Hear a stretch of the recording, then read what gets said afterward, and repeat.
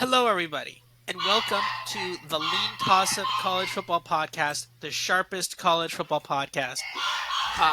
It is week 4 now. We're here to recap week 3 and begin here talking about week 4. I am joined, as always, by my co-host, BuckMetrics. How are you doing tonight? I am ready to shred some coaches and quarterbacks and bad decisions. Just to get right to it. Yeah, there were a few of them last week, yes, and I want to shred the AP poll, so we'll get to that later. But let's talk about the coaches first. Okay. Should we dig right into it here? Yeah. Okay. First of all, who won the week? Congratulations, buddy. That was impressive. Yeah. I'm happy for you. You got a little birthday gift there from your Gators. Yeah, I mean, the thing is, this is like the spread was like it was weird. It was Florida plus 7.5. It kept going down and down and down, and then the spread had no correlation to the game result at all. This game was actually a lot more of a blow than that scoreline even says, because that's a lot of basically Florida got to 29 and just said, okay, fine, whatever, we're done.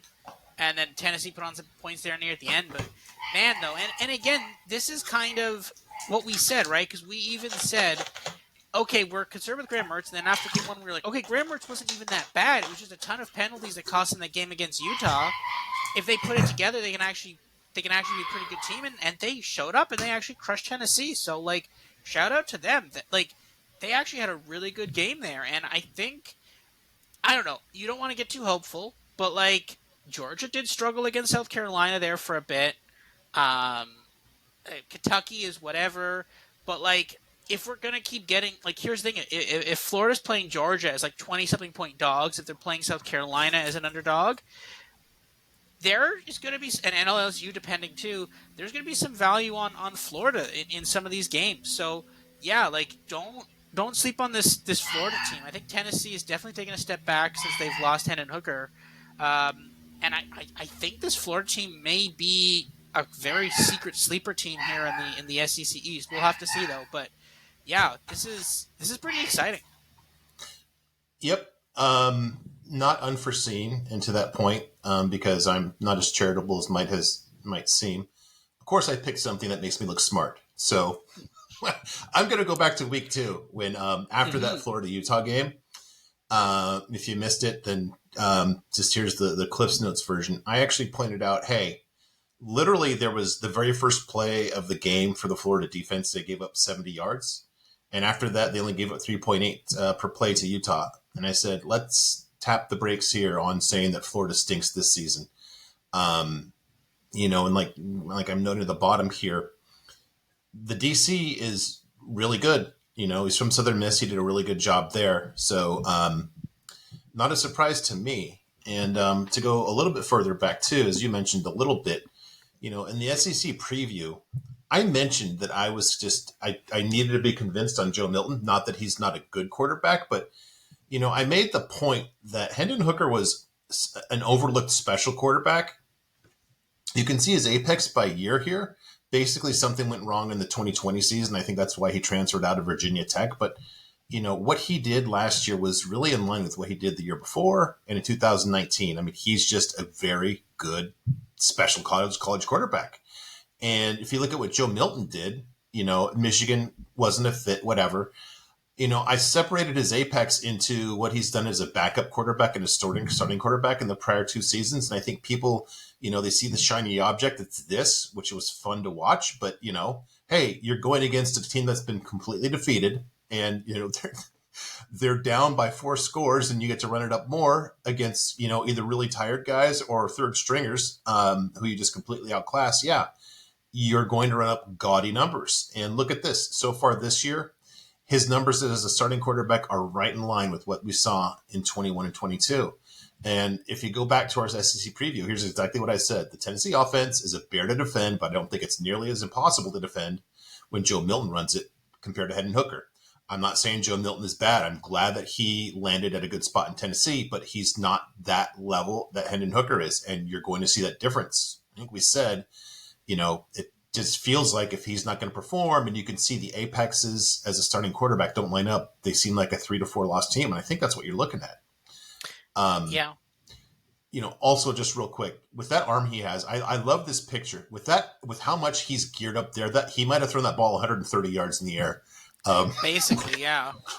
No, I mean, the thing is, it's such a good point, right? Because Hendon Hooker was able to do a lot of things on the ground, right? Mm-hmm. How many times was it just like, okay, plays blown up, runs for 10 yards, 15 yards, right?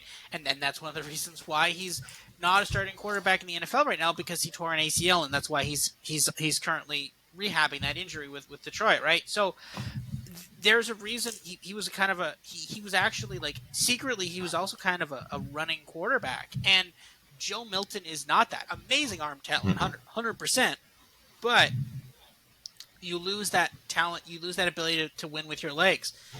And I think, and again, just Florida just showed up. That defense looked a lot better. That offense, again, with Graham Mertz, not bad. He didn't score a second passing touchdown. They just decided to just run it and run it and run it. And maybe that was a specific decision for this game. Maybe they thought that they had better matchups in the trenches versus Tennessee. I don't know specifically, but whatever it worked, right? And the thing is, Mm-hmm. you go back 2 weeks, there were calls for Billy Napier's head. There was literally like, he's gonna be fired. It's like, oh well, no, maybe they'll fire him next year. There was calls for his head, and we said, okay, they should have probably won that game. They had a lot of penalties. They didn't look horrible. Give it some time, and 2 weeks later they're beating Tennessee, and that's definitely going to save his job now. And like, yeah, I don't know where this Florida team, like, this Florida team is probably going to make a bowl. They've already got 2 wins. They've got some winnable games on their schedule. Potentially they don't screw up again. But like, yeah, I don't know how far this Florida team is going to go. You don't want to be too hopeful, but this doesn't look particularly great on Tennessee. The question though is like, did the books know the Tennessee, like, is the book saying Tennessee's bad, that's why they lost the game, or are they saying, okay, Florida's actually good, right? And I don't know which one it is yet, right? Because the books clearly knew something was up, because they put the line at 7.5, and then they got bet down, and I think they actually were still taking more money on Tennessee, which again, dead giveaway. If you follow the betting people on Twitter, and they say, like, when there's a line that's moving, if basically everybody's betting the favorite and the line is moving towards the underdog, you know that team is losing, because that's the dead giveaway. Because what happens is that means that a couple of sharp players are betting, a couple of really, really sharp people who are really good analysts of football, they're not just betting, but they're putting massive bets on the underdog. And they're still being swamped by the other players because everybody's still betting on the favorite, but that means that the books are moving the line towards the dog, because they know that the sharp people are on that. So you're against people who are the best analysts at this, and also people who know stuff, right? If you know someone's having a bad week or someone's got a cold or something, you tell, like, there is that kind of stuff that goes on here. And they knew. They took more money in Tennessee. They didn't care. They kept moving the line towards to Florida, and they were totally fine with taking every dollar in Tennessee that you have. So Yeah. that speaks a lot about. And now the question though is, was it okay? Tennessee sucks, or is it that Florida is good? And the question is, because if Florida and Tennessee are good, then that line makes sense. But if Tennessee is actually bad and Florida's okay, then that line makes sense too, right? So we need more data to figure out if Tennessee is actually good or not. My model actually kind of thinks Tennessee is good and Florida's also kind of good, but we'll have to see. But yeah, I'm really excited to see which one of those two is true. And the entire SEC is just having a down year in general. So who knows what can happen here? Yeah, my guess is you're looking at 2 middle-class SEC teams, middle-class, upper middle-class, and, lines at this point of the season are a lot more fluid, and there's a lot more disparity of opinions. Mm-hmm. Yeah. Do you have a winner of the week? Or did I steal it from you? I guess that's probably the winner of the week, to be fair. Let me think. I actually I'm going to say LSU. I know you're going to talk about Mississippi State in a minute, but I got to say that on the other side of that game, LSU, man, like, the thing is, a lot of people also left them for dead after week 1. Again, those week 1 overreactions. Week 1 overreaction. The thing is, we even said, okay, we liked LSU, and they lost to Florida State. And we said, okay, but we actually really like Florida State. We actually think Florida State's a really good team. Mm-hmm. just because they lost to a really good Florida State team doesn't mean that they're a bad team, right? This team could actually still be Yeah, pretty good. If Florida State's the best team in the country and you lost to the best team in the country, okay, by a couple scores, but you still lost to the best team in the country, you could be the second best team in the country, right? And I think they've now again we don't know what's happening with Mississippi State, and it's still a long season, and there's a lot more SEC games for LSU to play. But they just handled that Mississippi State team. They never let them get a chance to get back in the game. Completely smothered them on defense, and just relentlessly pounded the ball through the air and on the ground. Like they just absolutely crushed them.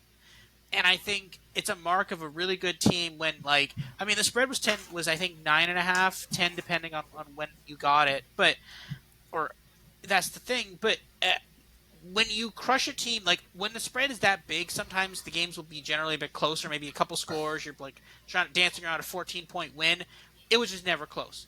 By the end of the first quarter, you knew LSU was going to win. They were going to cover the spread, right? And I think that is the yeah. mark of an elite team when it's just like, okay, we're just going to absolutely dominate this game, and there's nothing you can do. And that's an SEC team too, right? Like, what's the spread between Alabama and Mississippi State right now? I don't think it's 10.5, and LSU destroyed them. Yeah. So, yeah, Yeah. Okay. Yeah. Very fair. Yeah. Just again, just to repeat what I said last week. Anybody that writes off a Brian Kelly team off of one game is just they're looking to buck history. I'll just say that. yeah. You previewed this a little bit. Who lost the week? I have basically I have this game losing the week a week later, if that makes sense. I last week I basically noted for future reference. I had some question marks here, and I asked you. I said, "What do we make of this? Mississippi State only scores 24 points in regulation against Arizona. Does that mean that Mississippi State's defense is or offense is bad, or Arizona's defense improved?" And I think the answer is just that was just a matchup of crappy units. You know, I've heard a couple of the pods I listened to saying, well, Arizona played a lot of young guys on defense last season. So this is my team profile for Arizona. And just to skip to the heart of the matter right here, these are my defensive experience metrics. And if something's in this highlighted pink and red, it means that they're significantly below average for the entire FBS. So their returning starts, their career starts, their prior year learning curve or improvement metric, and the prime starts, meaning just how much of their defenses figures to be in their prime, are all well below the average for FBS. There's only 7 teams that have this that are this deficient in experience. So this narrative, I don't know where it came from. I think it was just an excuse that people are too lazy to fact check. But it's not like there's a bunch of young guys that are looking to improve. I think after week 1, I pulled up the Clemson and I showed that's what I looked like. They had green all the way through here, especially on the PYLC, the improvement metric. So, lazy narrative that people just run with. And what does that mean? Well, if you look at going back to the Mississippi State offense, maybe they're good, or maybe they're whatever. Well, here's what they did against Arizona. They had an apex of 169 and 5.5. So the 169 is not a headline number. That's a BuckMetrics number. So, when people say, hey, Arizona held Mississippi State to 24 points of regulation. Yeah, but they torched your secondary. So what happens the next week? They get absolutely shut down by LSU. This is basically the kind of disparity that you see when you see a team going against an FCS against a conference championship level kind of team. And they got their offense chopped up by 1.5 yards per play. 5.5 is a good defensive effort, but clearly that's just like standard against this Mississippi State team. So then how did the Arizona offense perform the week after that, maybe good effort? Well, they faced UTEP. And here's what UTEP has done all season. Basically, UTEP had by far their best apex of the season. Jacksonville State, who's an okay defense, Northwestern, read into that what you will. I don't think they're really good at anything. Limited them to, very modest numbers. And this team absolutely lit up Arizona. They also had the biggest yards per play against Arizona than they did against these two teams. So, the Arizona defense is just it's not improving this year, and this goes back to I hammered on this last year and in the preseason. Johnny Nansen is just not as defensive coordinator. Don Brown was good. This is a complete 1 year of a complete rebuild after taking over from Sumlin. But he improved the defense quite a bit. Johnny Nansen's first season, past defenses improved a bit, but the defensive ratings, my defensive rating, just tumbled. And then this season, look at this, 155. Basically, they're making everybody look like Caleb Williams of last season, and their defensive rating is a minus 7.8. So this whole narrative about, and maybe the Arizona defense is actually good this season, no. And maybe there's a few of us that actually care about this and want to capitalize or monetize it, but this is a narrative that might be out there that I think people are just completely missing, especially because nobody's going to pay attention to UTEP. And going back to that, who's going to see these numbers other than the folks that are watching us right now? Well, maybe we can monetize it in the future. Yeah. One other thing too, my buddy Hambone, who shout out to him, he actually co-developed the concept of the bum list with me. He actually asked me, and I think this is a valid question. He said, could Mississippi State win Conference USA? I'm going to throw that to you first. What do you think? Well, Conference USA's got what? They've got that's Western Tulane. Kentucky? Western Kentucky. Oh no, CUS they don't have Tulane. That's Western Kentucky. Liberty. Ooh. FIU. Yeah. They made the championship game. It'd be iffy to make it. I think I would say probably they have the athletes, but man, that offense was so rough. I'd have to check my exact rankings, but I probably have Western Kentucky and Thing competitive with them, to be honest with you. Western Kentucky and Liberty. My model actually likes Liberty a lot. So yeah, they're a menace. Mm-hmm. So yeah, and I'd be curious. You probably have New Mexico State, like we were talking about earlier. Yeah, above I them have too. New Mexico State really high for some reason. The answer is not just a clear cut yes, which is scary. I think if I was going to throw odds, I'd put them at plus money. I might make it plus money to make the conference title game. I mean, this is the thing, right? It's a brand new coach, and they've gone from air raid to ground and pound, which is again, your whole thing last year with Will Rogers. There was games he passed for like 400 yards, 3-4 touchdowns. What happened to that? Bring that back. You were crushing people like that. Yep. And then the problem is now you're run first, and now you're like, oh, okay, now we're in trouble, and then now Will Rogers is gonna have to pass, and then they're like, okay, now it's a passing down, we're just gonna drop 8, and then that's it, right? And that's the problem, and it's not. I mean, of course, it's hard to follow up from Mike Leach, but this is not good though. Like this is not. Like, I get that you want to make a different impression on the program. Okay, that's fine. But he built an identity here as like a pass-first team, aggression, and now we're just like, nope, we're just going to run the ball. And it's not even like close. It's not. It's like before they ran past 60-some-odd% of the time. Now they run 60-some-odd% of the time. It's like it's completely night and day here. And it's not. This is not good. This is a problem, and you're in the SEC, right? And that was your first SEC game. Now it may have been against one of the best teams in the SEC, but you're getting Bama still. Whatever's left of Bama, you're getting. You're gonna have Auburn. Auburn's actually pretty good. You're gonna have Texas A&M in there. I'm not sure they're crossover games as well, but you got a lot. You definitely have Ole Miss there in the Egg Bowl at the end of the season. And then next year, you're also going to compete with Texas, which is okay after this week, and Oklahoma was apparently really good, and basically, I think the SEC is doing away with divisions then. So then it's just going to be you now have to find a way to compete in the SEC, and at this moment, the new head coach does not seem like the answer for that. So I think that's a problem. Yeah, well, it's going to be rough when you're doing a complete overhaul of the scheme like that, but. So I'll give it some leeway, but when you're doing that, you've got to be a lot more aggressive in the portal. And I don't know, maybe they just I don't know why Will Rogers stayed. Clearly, he's not a good fit for this offense. It's just, both parties, I think, made a bad decision in basically staying and keeping him as a starter, although who else knows, what's in that quarterback room. Did you have a loser for the week? Yeah, I'll give that to Colorado. Um, I mean to edge out a win in OT as 23.5 point favorites and then rush the field.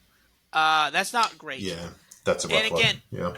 it's Colorado State here. I mean the thing is it's so weird because we were talking about Colorado State. They got absolutely destroyed by Washington State, and then there was the spread, and I said, uh, after supper, have supper, immediately go bet Colorado State spread, whatever that comes out to, because it'll be higher than we talked about it when we did the show. Spoiler alert, it was. And spoiler alert, like it was funny because I actually did forget to bet it because I was eating supper. Unfortunately, I didn't get a chance to bet that. I swear I was looking at that one in the Wyoming spread. I just didn't get a chance to bet those. Both of those would have cashed. But the thing is, it's like looking at the game. Like I don't think there was a time in the entire game when you were like, "Oh man, I'm worried they're not going to cover Yeah. 23 and a half." Like you're like, it would have been like, okay, they have to score, and then score again, and then score again, and then score a third time, and then a fourth time, and then a fifth time, and then they have to score a sixth time, even though they are already winning. Like, no, it wasn't even close. And the thing is, I know they had a ton of people there. It was a Pac-12 After Dark, which, to be honest, shout out to the Pac-12 creating finally a good Pac-12 After Dark product, only for the end of the Pac-12, months before the end Yeah. of it. So good job on that for you, Pac-12. But this is the thing, like that game showed that, like, hey, guess what? There are people like when you saw that game on Twitter, like people on Twitter were talking about that game just nonstop, and it actually shows that there are sickos among us and people on the West Coast, to be fair, but it's people on the East Coast too that love watching a college football game late into the night. And finally they had a half decent one with like a ranked team. Like usually it's like an unranked Pac-12 team beating up on some like non-conference. Like why put some good teams in that slot? And they finally did it. And sure enough, there was actually, and now the game was too overhyped though. Like Dwayne the Rock Johnson was there. There was like all kinds of stars and celebrities. It's this is I think the end of the Colorado hype train. Nope. Nope. No, Did you see that they're on Big Noon in 2 weeks? Did you see this? of course they against USC. Against USC? Yeah. Wow, That's okay. going to be just the supernova explosion. That's I think when it ends. But like the thing is, this has to be it though, right? I mean, I got in basically the second that game ended. I got an early line on FanDuel, Oregon minus 17 and a half. It is now Wow.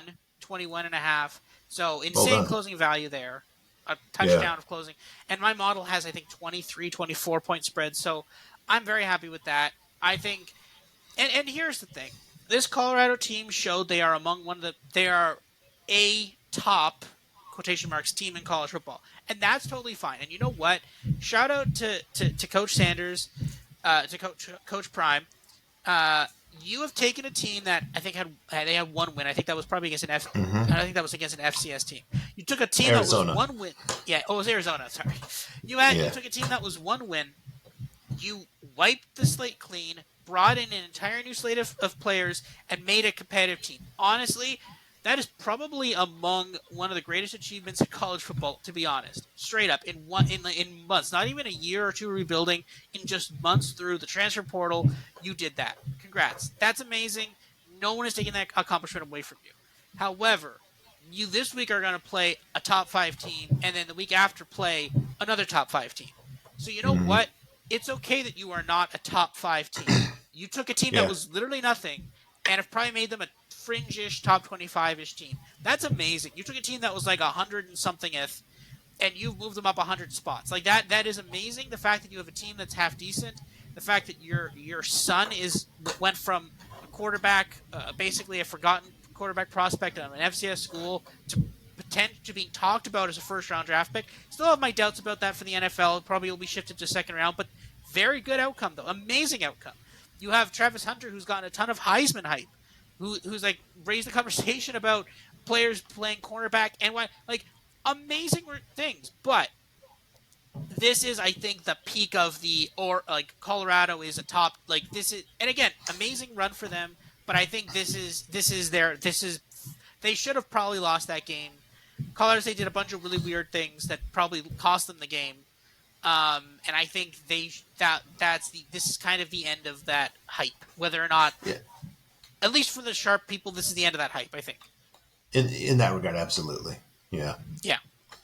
Okay. Oops. Here, let me jump on here. All right. Victory laps. What can I say? 3-0. Where did your model have Duke in your BCS modeling? Yeah, so I have Duke as the 11th ranked team. Okay. I Probably a think little I've too got low, them. actually, but they are up there. I've got them number 2 in my extremely Wow. immature, premature. Yeah. So take that. It's very, very fluid. 3-0. You know, I got kind of upset in the ACC preview saying, why are they getting a pat on the head and being told, cute little season, here's your 6-win total. Now go back to the corner with the small kids. I look at this. I see them favored in at least 6, if not 7, of their remaining 9 games. Does that seem fair? Notre Dame, no. Notre Dame, no. Florida State, no. North Carolina, no. But Really? outside of that, well, I have them ranked ahead of North Carolina, but I could see North Carolina being ranked ahead of them by the time that game happens. But like Pittsburgh, yes. Virginia, yes. Louisville, yes. NC State, yes. UConn, definitely yes. Like, this team is, like, they probably win one of Florida State versus North Carolina. Maybe they beat Notre Dame, maybe not. But like, yeah, no, like there's probably 1 or 2 losses on this schedule Yeah. left. That's it. Yeah, and I don't know if you remember the ACC preview. I said I made the line on Notre Dame at Duke 7.5 at that time. Does that sound about right now? Do you think? Oh, it still will be, yeah. That will be the Okay. line because they're Yeah, going to take a ton of Notre Dame money though. That's the thing. So they're going to yeah. have to make that line bigger. And I think they're probably going to have to make it even bigger than that. I think they're probably going to have to make it something like Closer something to 10. probably closer to 10. What do I have? Yeah. I have Notre Dame. I have Duke ranked slightly ahead of Notre Dame by a couple hundred points, which I will explain all this next week when I explain linear algebra to everybody here in our deep dive. That's going to be great. Stay tuned for linear algebra next week. But no, I have them basically the same. And if I was getting a touchdown at home against Notre Dame, I'd 100% take that. But I think it's going to be more than that. So Yeah, that might be one of those weird games where you like the dog and you just let the number go up, up, up. yeah. I could see that happening, at least not till kickoff, but through the season. Mm-hmm.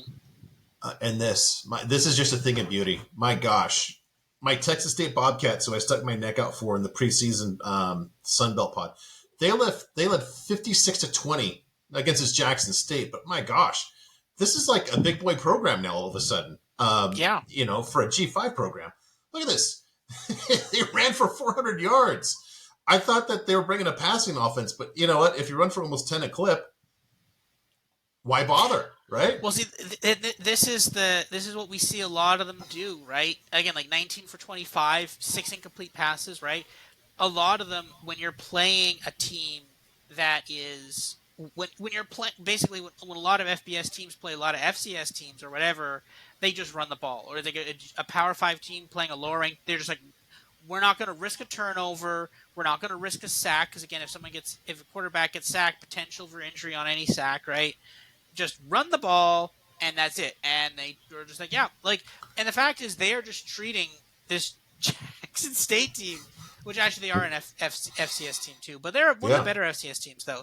But they're just like, nope, we're just going to ground and pound. And again, though, like 77-34, like I don't think we usually see FBS teams put up 77 points against FCS teams. Usually they just like, whatever, we'll stop at 60. But they're like, nope, we're just gonna keep scoring a touchdown every quarter. Only one quarter with one touchdown, quarters with multiple touchdowns, 5 touchdowns in the second quarter. There was like 49-point score to the second quarter. If you're trying to, yeah, if you're trying to run up the clock and you're running for 9.7 yards per rush, you kind of can't. That's the other thing. Yeah. just like, oh no, we got another 20-yard rush. All right, I guess we have to score now. Like, Yeah, yeah. That second quarter must have taken forever. 7 touchdowns. My gosh. to find that game's All right. fine. Yeah. Did you have any victory laps that you wanted to take? No, I think that's good for now. Yeah. Okay. What we missed. This is kind of a theme here. Man, and the whole FIU quarterback position saga has had like a very interesting little place in part 1 of the podcast here. So this young man has kind of turned the whole season around for FIU. Might remember the Conference USA preview way back when. That was the first conference that we did. When we were talking about FIU, I said, look, McIntyre's a defensive guy. He improved the defensive a lot. There's proof of concept. Ordinarily, I would expect a big step up in year 2 in the situation, but the quarterback is so bad, I just can't do it. So I just took a pass on FIU. And then this kid, he's a true freshman. He comes onto the scene. We were, this is officially, we're done crapping on Grayson James now, who had probably the worst game I've ever seen in that opener against Louisiana Tech. It was comedically so. Just grab the box score if you want to get a laugh. So this kid, he was a true freshman. He's under 6 feet tall. Played at Miami Central High School, which has been home to 27 current and former NFL players, including Dalvin Cook.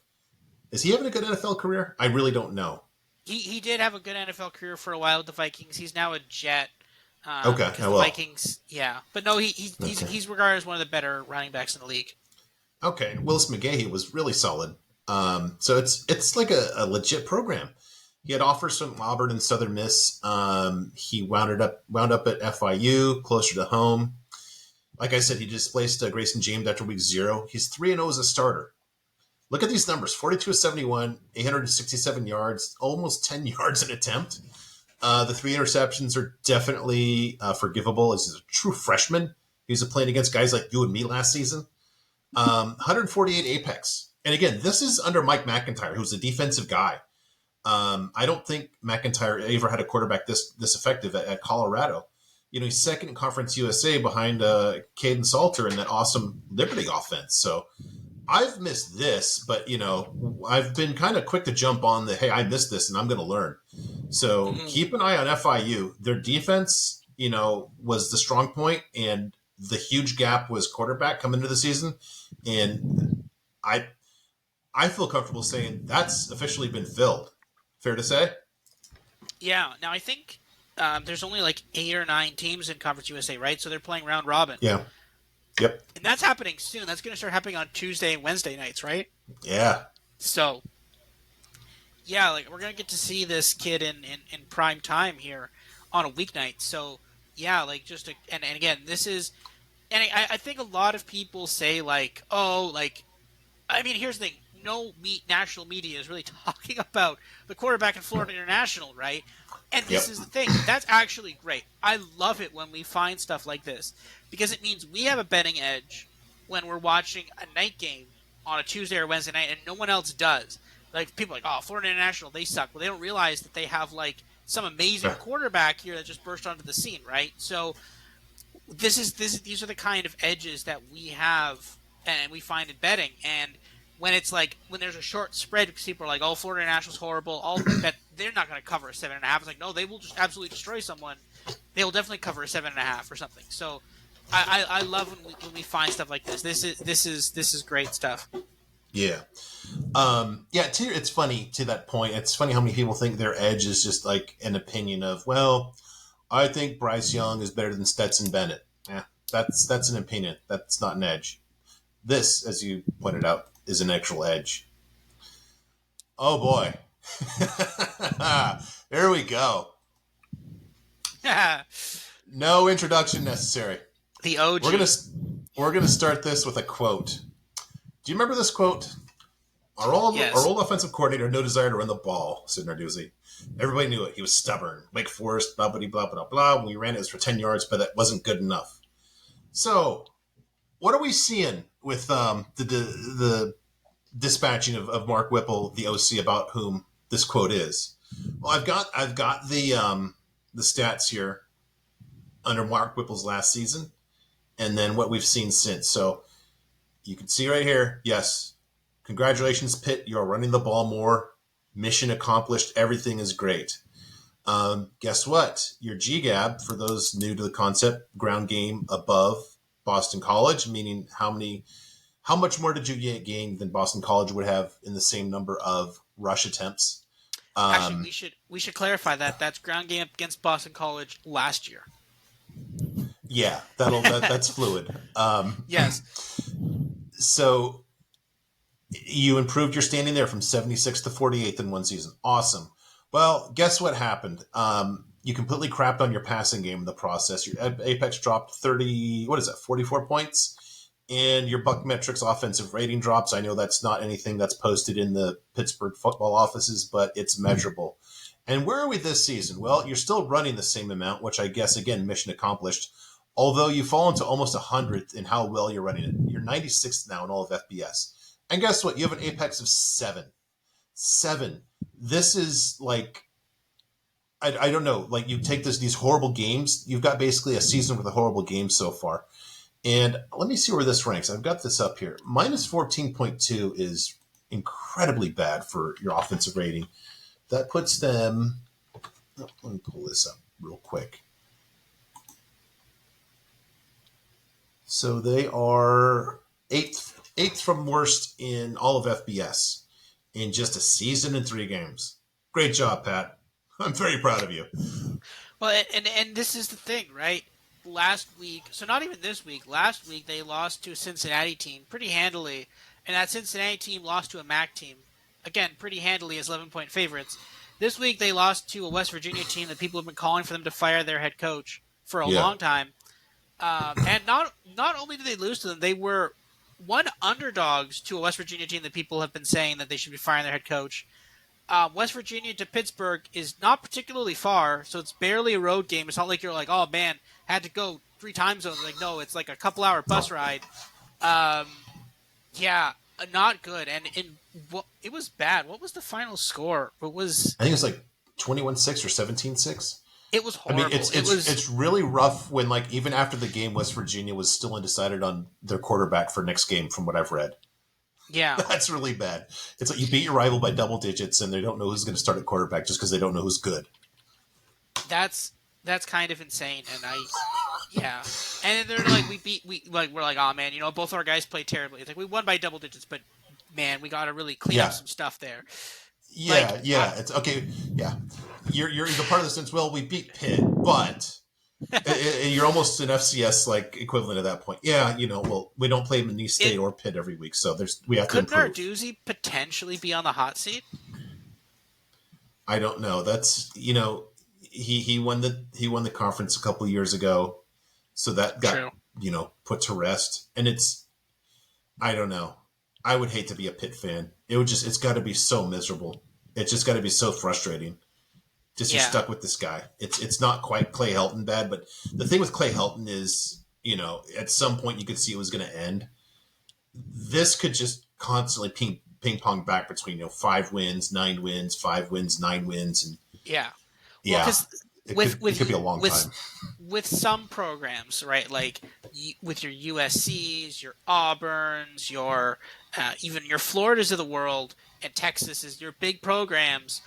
Okay, you keep pinging back between like 9 wins, 5 wins. They're like, okay, you're not establishing like basically a pattern of excellence here. You're gone, right? It's like win the conference or you're gone this year, and then they get like 5 wins that year. Like, okay, you're gone, right?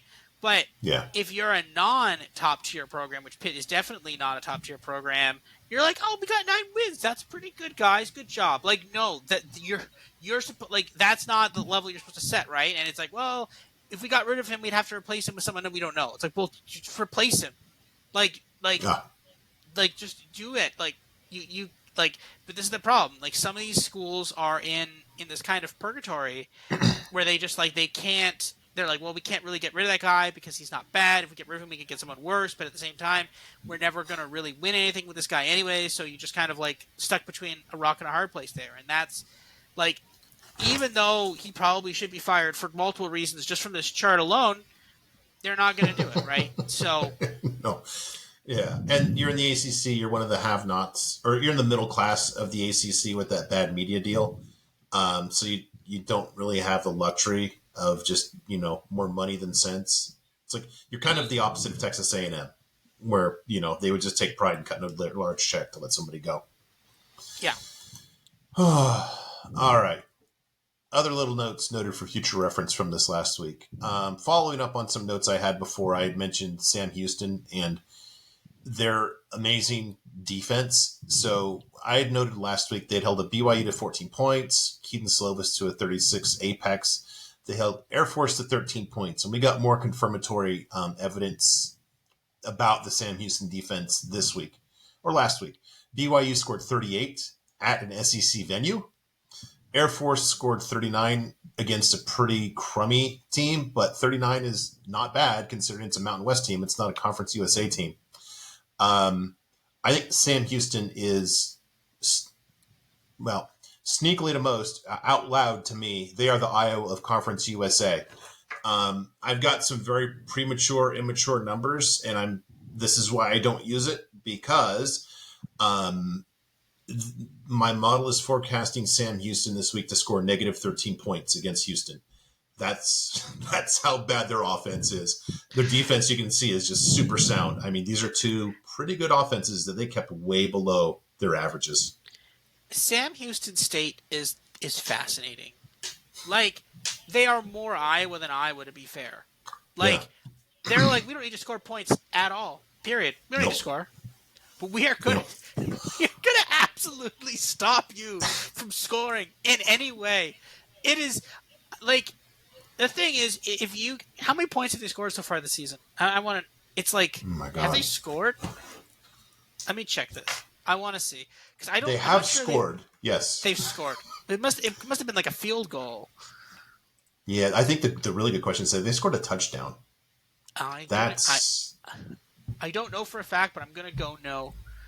Oh, no. They got a field goal against Air Force. 14-0 against BYU, and then 13-3 against Air Force. They got a field goal against a run-heavy team. So, again, it's negative 13 is funny because it's not even like that's 2 pick sixes. It's like some safeties thrown in there, too. Yeah, I don't know what that implies. It's just, as my old boss would say, they're so bad they make light bend. Yeah. No, and it is so funny because the thing is, my model just says they're bad. I have them as the worst team in college football. And again, if you have a coach, and again, there was a lot of talk about Sam Houston State being a very bad team coming into the FBS, and you're like, oh, one of the worst teams in FBS, 3 points in 2 games. You're like, man, that coach is gonna get fired, clean house. But like, they have probably the best defense in all of college football, but the literally worst offense. It is so paradoxical. It's absolutely funny, and it's fascinating. And I think we need to start blind betting unders in these games because there's no way any points are being scored. Oh, yeah. Like, we're just gonna, like, I don't even anything over like 20 points, like under. And this is the thing, right? And I think my model is starting to catch up to this because my model had BYU favored over Arkansas, and they won that game, right? And my model is saying, okay, hey, their defense is really good. Not scoring points against Sam Houston State's actually a good thing. Now, it didn't catch up quickly enough for Air Force because it did have Air Forces close to Utah State. So, but now it's picked up though. Now now that I've gone back through and redone it, now it is Air Force's massive favorite against Utah State. So it's figured it out for Air Force. But I think it's now being like, okay, yes, they have the best defense in all of college football. Now the question is, do they have the best offense in college football, right? Or can they just improve that offense to get it?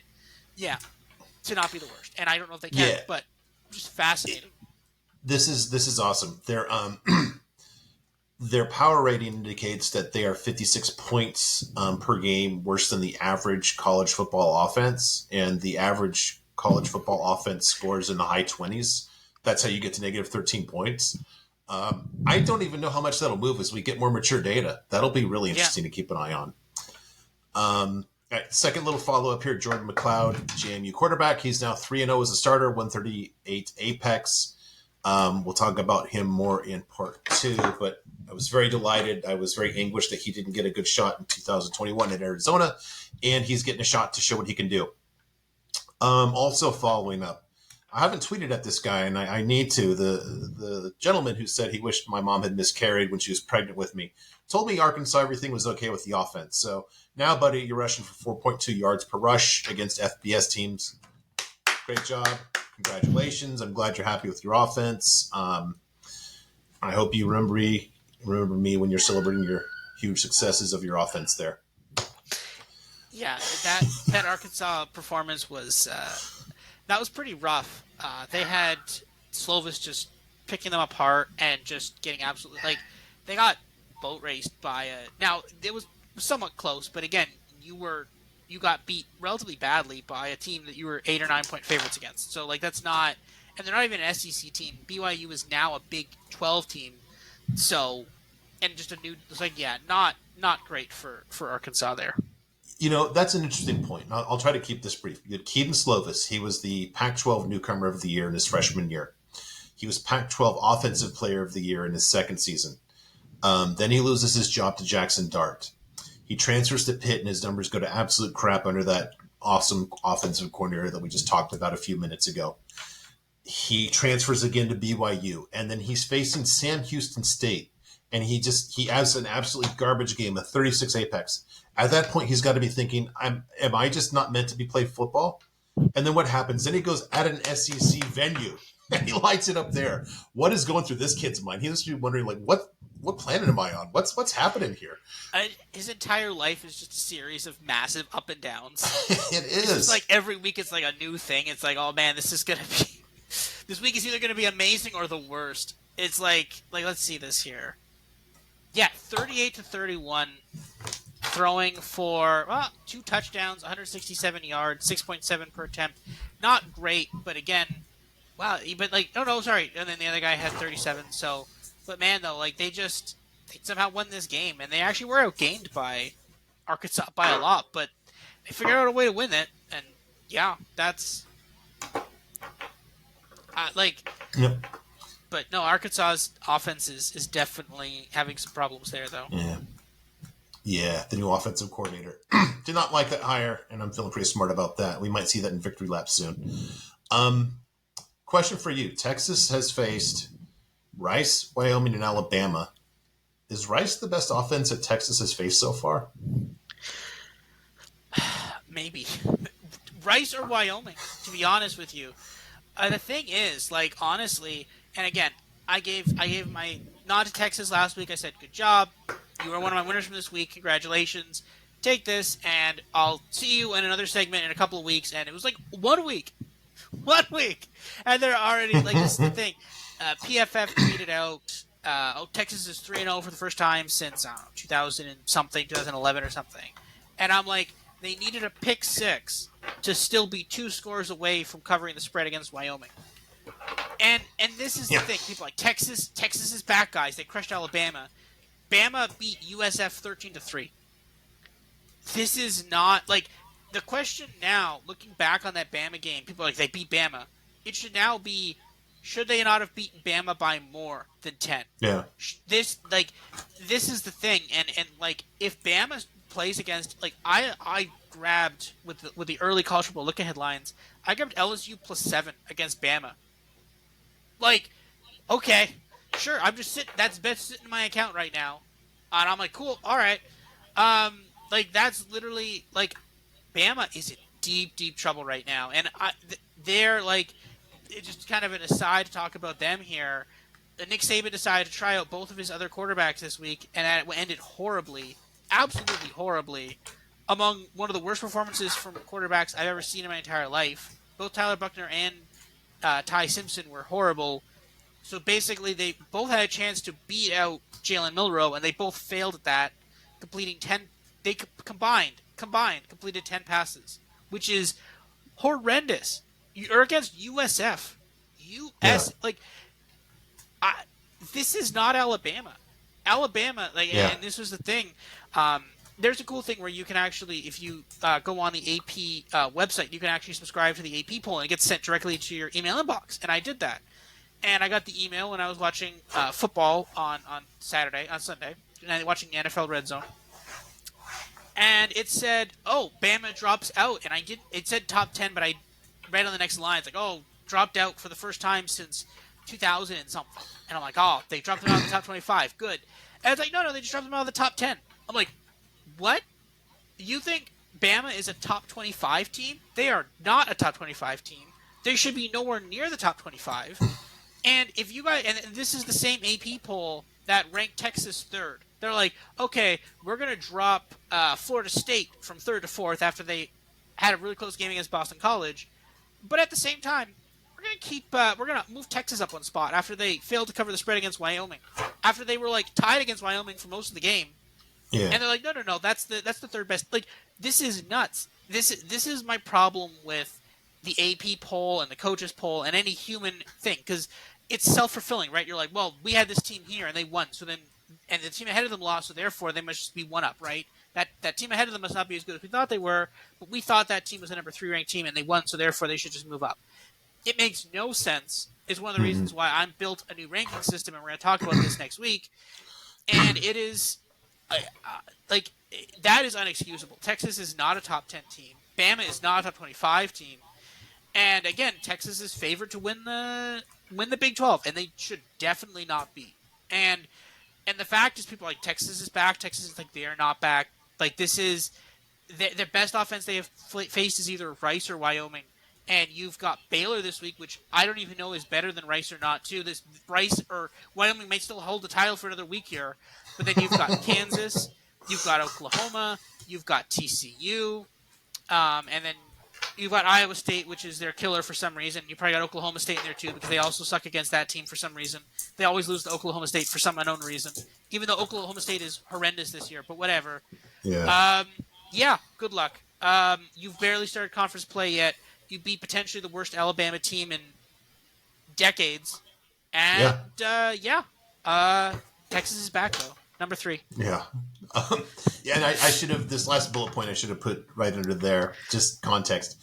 I actually, USF had the worst run defense in all of FBS last season by my rating, and the worst defensive rating overall. So this isn't like Alabama beat some plucky, under the radar team. They just they had 17 points against a bad team. And you know what's really a sign of like how things have fallen? I read a piece in The Athletic about, what's wrong with Alabama. And they actually said, well, Ty Simpson looked good in his time. It's like, he had one good pass. Otherwise, he looked as scared as everybody else. If we're saying that he looked good, that's not a good sign. Now, maybe, I don't know, this guy just didn't want a bunch of hate mail from Alabama people, but that's not a good quarterback. I think I read that same piece too, because they're talking about the problem with Bama is something Saban can't fix, right? Is that the article? Yeah. And the thing is, they just completely ignored what the actual problem is. They just completely ignored the thesis of the article. They're just like, here's the quarterback problem they have. It's like, and they're like, well, they've been recruiting top quarterbacks, but here's why the quarterback is a problem. It's like, no, you skipped over the important part there. They've gotten a top 10-ish draft, like top 10 high school recruit quarterback for like the last 5-6 years. Mm-hmm. And they have this problem. And the thing is, you could say, and Bryce Young obviously was an NFL prospect, sure, 100%, and you're not going to start some of those guys because of Bryce Young. That's fine. But at the same time, you're still seeing these guys in practice, right? You know there's a problem here. And if you're not checking the quarterback for the future here, then that's on the coach. Now, again, I'm fairly sure Saban has, because he kind of seemed a little concerned going into this year. But there's the transfer portal exists for that reason. If you were so concerned about Milroe, you should have been going after any number of quarterbacks. Hell, Keaton Slovis is apparently a better quarterback. Like, Slovis, Graham Mertz. Like, literally, Graham Mertz is a better. Like, there are so many SEC quarterbacks now that are better than this guy, and so many of them are brand new to the SEC. Peyton Thorne is at Auburn. You could have gotten him. You could have, there are so many more quarterbacks you could have gotten. And the fact that you decided not to. Also, and I think probably the most overlooked part of this entire thing is the offensive line. The fact that, because the thing is, when you look at the raw numbers, one of the reasons why I have Bama doing so horrible is because all their players are horrible against pressure, and their offense is so horrible at stopping pressure. And I think that's honestly the biggest problem. You're not even giving these guys a chance to do this. And the second they play against any team that can generate any number of pressure, E. that one guy from LSU, you're in trouble. Yeah. And this is the thing. You can't stop like they can't run the ball because their offensive line sucks. They can't pass protect because their offensive line sucks. And their wide receivers apparently are also not particularly great. So this has all come down to the offensive line. And again, I think there are and again, if you look at past recruiting rankings, Alabama should be one of the top schools, right? They're always getting these 5 stars and all this stuff. I Literally. think, Yeah. yeah, they're Last five always classes. number. First, second, first, second, first in the Yeah, nation. I think some of these schools have figured out that I think some of these schools have gotten better at finding some of these duds. I think because like we always every year you see this, and even you always see a top five, a 5 star blue chip prospect underperform. We see this all the time. He's like, oh, you see his plays, he looks amazing. 80-yard touchdown pass in high school playing against people a foot shorter than him, right? You see these amazing plays. And to be fair, I mean, we all seen that clip from Derrick Henry just plowing through an entire like high school football team. And you know what? Yeah. Okay, yes, sometimes the people who do that can still actually just do that in the NFL against the Bills, which is usually what he does that against. But this is the thing. Sometimes they don't do that in university. Sometimes they're not that level in university, and I think some schools, all at sacrificing their draft ranking by whatever sports agency ranks draft like the recruiting classes, they've sacrificed that in exchange for getting ones that they think are better. And the thing is, you see this with Bama. Bama's like we're always pulling in top whatever classes. Texas A&M, the same thing. I think for a lot of these, they will go after these 5 stars. And I think a lot of the other schools are like, we're only going to go after some ones that we actually think have a higher chance of success. I think Bama's like, we'll grab that guy, but it's like, well, he may not actually be that good. But it's like, well, he's a 5 star, so we got to say we have a bunch of 5 stars, right? I think the problem here is systemic. I think they have some problems with their scouting department here.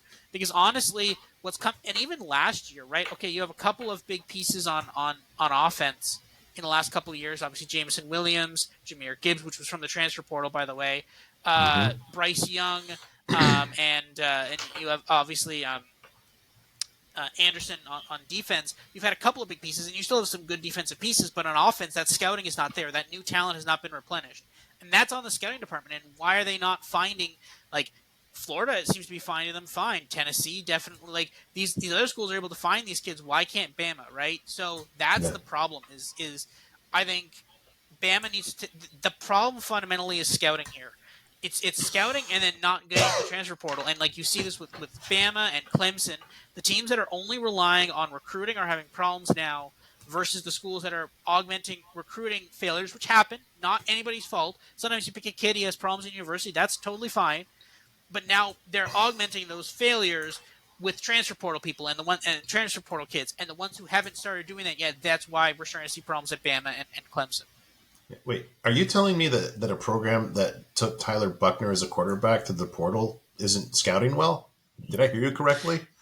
Yeah, I mean, we said that was a giant red flag. We're like, this is the Yes. fact that he's even in consideration for the starting job is a massive red flag. And they almost lost to USF, right? So, Yeah. like, this Bama team is not good. And Texas should not be getting the number 3 ranked spot in the AP and the coaches poll because they beat a bad Bama team. That's not how that should work. It's literally. I mean, I think they should get Alabama's defense is good, but I put it this way: I think that they should get marginally better consideration for that than Oregon does for winning at Texas Tech. Yeah. All right, a few other bullet points here to wrap up part one. Somehow Purdue gave up 195 rushing yards to Garrett Schrader. I didn't see the game. I might have to ask Isaiah how that happened. That doesn't seem right. Arizona State, you talked about late night sickos. The sickos were the people that were watching this as Arizona State got shut up by Fresno State. Starting quarterback Jaden Rashada out. Drew Pine came in. He had two turnovers and a sack in his first 3 snaps. And then Trayson or Trenton, I can't remember which one, but it's not the one at Western Michigan. It's the other one. He came in at quarterback, and he got hurt. They actually had some guy that, like, fans are like, I can't believe this guy's even playing. Good news, though. They're playing USC, so I'm sure that'll be a close game. Your model, I don't want to spill any trade secrets here. Your model had USC scoring 103. 103 going triple digits this Saturday. Yeah, If they played Caleb all 4 quarters, it could happen. I mean, he would have scored 103 against Stanford. So, yeah. Yeah. All right, and last one to wrap up part one. This is really weird. You don't see this all the time. So you mentioned Miami, Ohio beat Cincinnati. Cincinnati outgained them 538 to 358. They outgained them by what is that? 100 almost 180 yards, but they lost. And somehow Miami outgained them 7.4 yards per play. I'm not sure how this happens. I just don't know how this happens. How you get so many more yards, you're outgained on per play basis. Maybe a lot of short fields, but this is just one of those anomalies that might kind of skew numbers for a while. Just kind of Yeah. keep in my mind as we get some weird metrics maybe for either of these teams going forward. Yeah, Miami of Ohio, interesting. They took what seemed to be a bad loss against Miami, University of Mm-hmm. Miami with Tyler Van Dyke. That loss looks a lot less worse every week here. I actually have Miami as a deserved top 25 team. I have them as 10th, which they are far more deserving of 10th than Texas or any. There are some other teams there, but yeah, I think that like they might be a sneakily good MAC team. They might actually be a real big competitor in the MAC this year. So Yeah, there were, because they got Gabbert back. He was out last season, their quarterback. And when we did the MAC preview, my question was, is it enough to push them up to Ohio? We kind of liked Ohio, but that's going to be a good race. It's going to make the East very competitive. yeah, Okay, anything else for part one that we didn't cover? no, I think that's good. Yeah. Okay, then we will see everybody in part